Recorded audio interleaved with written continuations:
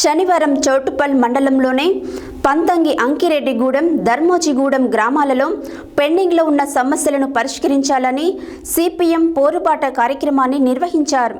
అనంతరం సిపిఎం మండల కార్యదర్శి గంగాదేవి సైదులు, జిల్లా కమిటీ సభ్యులు బురుగు కృష్ణారెడ్డిలు మాట్లాడారు. శనివారం చౌటుప్పల్ మండలంలోని పంతంగి అంకిరెడ్డిగూడెం, ధర్మోజిగూడెం గ్రామాల్లో పెండింగ్లో ఉన్న సమస్యలను పరిష్కరించాలని సిపిఎం పోరుబాట కార్యక్రమాన్ని నిర్వహించారు. అనంతరం సిపిఎం మండల కార్యదర్శి గంగాదేవి సైదులు, జిల్లా కమిటీ సభ్యులు బురుగు కృష్ణారెడ్డిలు మాట్లాడుతూ, తెలంగాణ రాష్ట్రంలో గ్రామ పంచాయతీల అభివృద్ధికి గత బీఆర్ఎస్ ప్రభుత్వం నామమాత్రపు నిధులు కేటాయించి అభివృద్ధిని మర్చిపోయి పరిపాలన సాగించిందని వారు ఆవేదన వ్యక్తం చేశారు.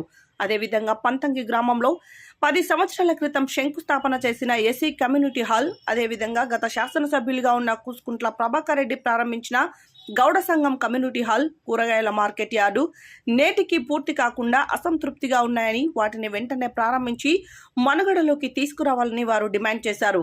అంకిరెడ్డిగూడెం గ్రామంలో 50కి పైగా కుటుంబాలకు రేషన్ కార్డులు, ఆధార్ కార్డులు లేక, ఇండ్ల స్థలాలు లేక గుడిసెలు వేసుకుని పేదలు జీవనం సాగిస్తున్నారని వారన్నారు. ధర్మోజిగూడెం గ్రామంలో సీసీ రోడ్డు వేయలేక ప్రజలు విషసర్పాలు ఇండ్లలోకి వచ్చి అనేక ఇబ్బందులు పడుతున్నారని అన్నారు.